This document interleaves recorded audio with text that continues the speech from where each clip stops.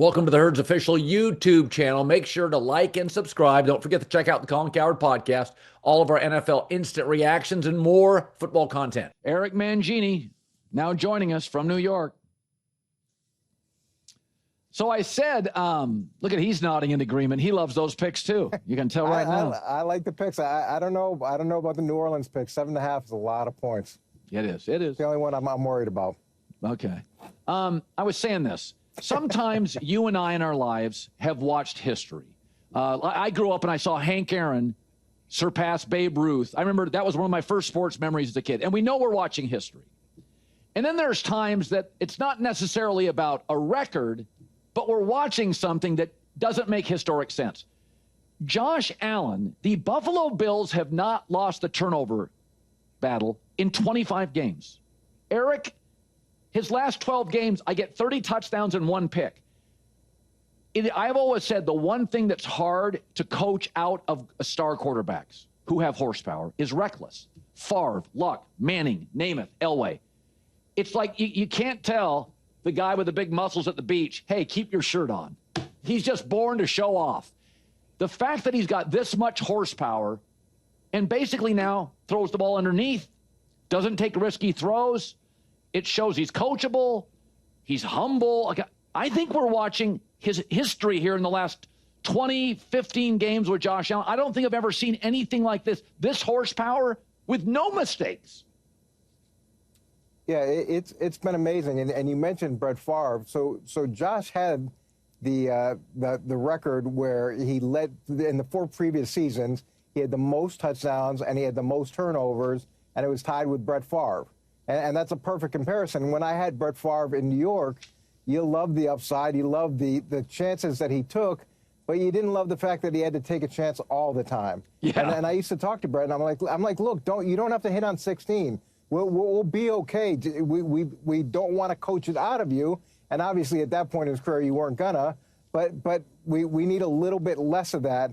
And the fact that Josh Allen was able to do what he did last year, after having 5 out of the 6 previous years with double-digit interceptions, it's really impressive. And it's hard to do because his nature is to take chances. Yes. And for him to going into now, 3 games, he hasn't had a turnover to this season? Yeah. It's really, really impressive.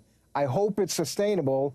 And if it's sustainable, it's hard to imagine this isn't the year that they're in the Super Bowl. So I want to talk about Miami for a second, and I know the game is over, but I thought Mike McDaniel had him ready to play. There were guys wide open. He obviously can scheme people open. He'll get a job as an OC and be great if he gets released of his duties. I mean, I don't doubt that at all. There's some people that are just built to coordinate, and they're great at it.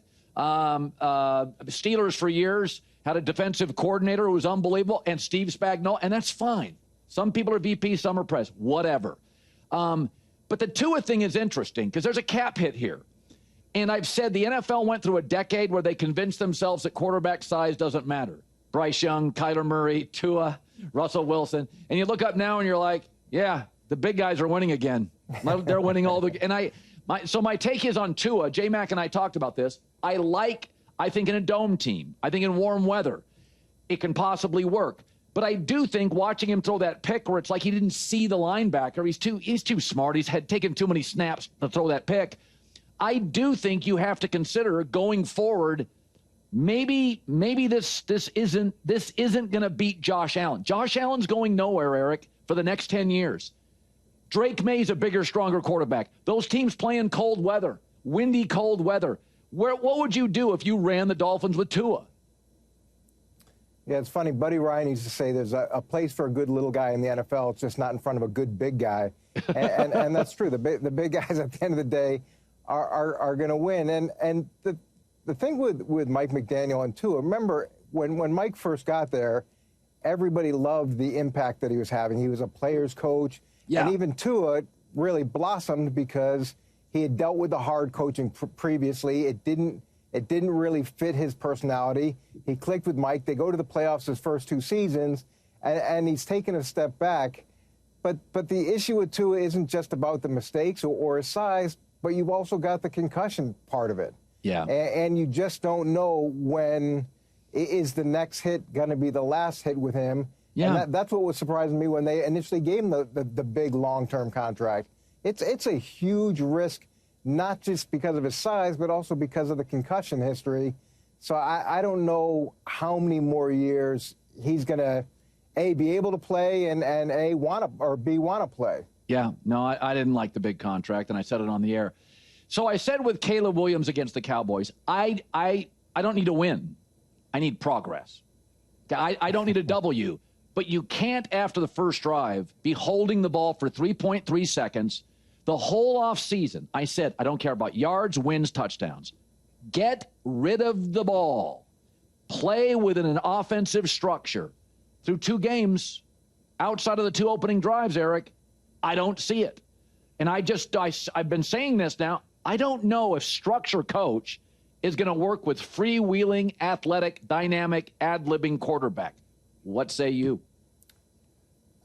I think it can work, and I think I think with Caleb, it's been frustrating because the defense has been so bad. They're up 17-6 at the going into the second half. Yeah. In the first game, they come out, then they miss the field goal. He scores the touchdown late, but the defense lets him down. And then the last game, there was no chance defensively. So you'd like to see him in some competitive games, consistently competitive games, to see where his progress is. Again, just like with college, you see plays where like, wow, this guy has a chance to be a really good quarterback. Yeah. But to your point, every play can't be some sort of heroic, elongated, make something happen play. It just can't be. And he took some heat last year, and Eberflus took some heat last year saying he wasn't taking enough chances. Remember that narrative? Yeah. So there's a balance here. And I think he's in a good space to keep making progress. But the defense has to hold up their end of the bargain to some degree to give him a chance to be in competitive games, so he's not, trying to score a ton of points then late in the game. So I think Al Michaels threw a little shade at the Eagles last night without saying their name. He said, some teams are really fun to watch, some aren't. Some good teams, and it was a little shade at the Eagles. Here's my thing with the tush push. I think the league's going to ban it, and this is not the question, but because they're doing it too much. I think if you'd have done the defensive shift in baseball once a series, they'd still have it. When you did it constantly, baseball's like, this doesn't work. It takes base runners. We want more action and base runners. So needless to say, the tush push, I think, will get banned because it's just now a bigger part of their offense than throwing the ball down the field. But it does symbolize a concern that they have more tush push attempts than passes 10 yards down the field, and they have A.J. Brown and Devontae Smith, deep threats. That signals to me they don't trust, the staff doesn't trust them. It's not offensive line protection. It's not they don't have quality tight ends. Like, they don't throw the ball down the field. What is that telling me about what the staff thinks about the player, Jalen Hurts? Look, I think the formula is fantastic. So he signs the big contract. They try to justify him as a passer, and he throws 15 picks. Okay, so then they come out at the start of last year, and the first 4 games, he's got 30 attempts in each of the first 4 games, and they go 2-2. Since then, over the next 16 games, he's had over 30 attempts one time, and they're undefeated over that time period. So okay, if that's the formula that wins, it's not going to be exciting. A.J. Brown is going to be on the sideline at some point with a different book or some other theatrics to subtly or not so subtly express his frustration. But it's boring, and I'm sure it's frustrating for everybody who's playing him. But it's a formula that works. So why not be boring and win instead of trying to get style points and lose? It works for them, and you may hate it, but it's a formula that works, and I wouldn't deviate from it. So I got a little heat this week, apparently, on the interweb. J-Mac says it was hyperbole. And I said, listen, if in basketball, the Hall of Fame counts for pro and college. I mean, a Harlem Globetrotter is in the Basketball Hall of Fame. Officials are. But in football, it's the College Football Hall of Fame in Atlanta, and then the Pro Football Hall of Fame in Canton, Ohio. They're separate. I said, if you combine them like basketball, could I argue Jim Harbaugh is the best coach ever? He's taken 5 messes. 4 of the 5, they were good immediately. 5 of 5, they were very good within 2 to 3 years. He wins a ton, a natty, gets to a Super Bowl. He leaves, all 5 are a mess the next day. He's not just a coach, he's a soul. The soul of the team leaves. And you've been in a room with Jim. And so when I said, if you combine is he the best coach? And I always thought Jimmy Johnson was the one guy that got college right, pro right, won everywhere. Harbaugh's like 5 for 5. What? I don't know. It's just I'm watching Justin Herbert. He's better. I'm watching the defense. It's number 1. I'm watching the tackling, like some data. They've just gotten better at everything. Does he know everything about football? What is it? So I've been with multiple Hall of Fame coaches, Bill Parcells, Bill Belichick, and Jim Harbaugh is going to be in the Hall of Fame too. And the thing that's different about Jim, and Jim is a very different personality, but it's a really effective personality. He legitimately loves football. He wants to be carried off, to the afterlife from the football field. Right. Nothing makes him happier than being there. And the thing about that is when you get into pro football and even to some degree college football, it can be just work. He brings that enthusiasm that you had as a kid when you loved the game into each of these programs, and that's contagious. Then there's the element of he doesn't care about what's happened in the past. It doesn't matter. He used to say, we're the San Francisco 49ers. We can do whatever we want. And he believed that. It did not matter what happened in the past. It didn't matter what conventional wisdom was. We could do whatever we want. And that gives him a huge competitive advantage because he's not bound by groupthink. They're going to do whatever they want. And then the other thing is, look at the faith that he's shown in Justin Herbert. The things that he said. He's not just the best quarterback in the NFL right now. Could be the best quarterback ever. That faith and confidence that you have in the player, that's contagious too. That permeates into the player, and it's powerful. So it's stylistically radically different than Parcells, radically different than Belichick, but a way that really works and works wherever he is. Finally, I said this, nobody wants to be called an elitist, but I'm a quarterback traits elitist. I like big, strong guys that move well. I've never been a small quarterback guy outside of Drew Brees, so I'm an elitist. I like a big arm. Dak doesn't have it. I like durability. Dak's had 2 surgeries. I like bigger physical athletes. Manning, Big Ben, Brady. Well, Dak's normal size.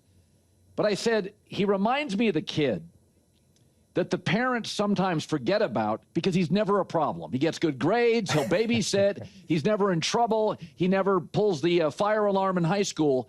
And in the end, you make him executor of the will because he's the one kid. And those kids and those kids, by the way, they end up being mentally tough because they get ignored a lot, right? Like because the parents are spending so much time on the other kids. And I look at Dak, and you got Jerry, and you had Dez, and you have Zeke, and you got Micah, and you got the star. He's on his 3rd coach, 2nd surgery. I watched him the first 2 weeks. I've never seen him this good. I mean, how do you view him? Yeah, that's a perfect analogy. My youngest is like that. He's on autopilot, and we don't have to worry about a thing with him. I totally agree with that. And Dallas it's year after year of drama and dysfunction and everything that goes into sort of Jerry's world, but Dak's not part of that.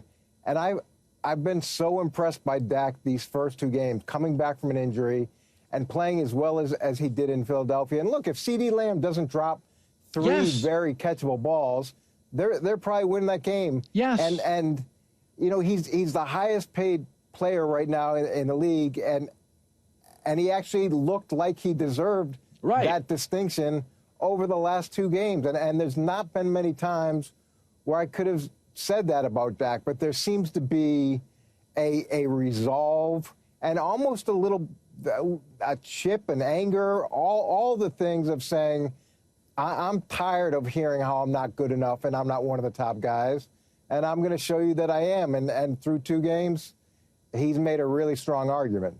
I mean, for him, in that game against the Giants in overtime, off surgery, to peel off a huge run. And I was like, it's impressive. All these years, all these surgery, Giants D-line is good. He takes off to the races. And maybe it's not Lamar Jackson or Josh, but I was like, that's an impressive play in that moment. To trust yourself, put yourself out there. Eric Mangini, as always. By the way, your kids are going to hear about this, so the one kid's really going to like what you said. Well, I think all three boys know that he's like that, so it won't be a shock. All right. Great seeing you as always, Coach.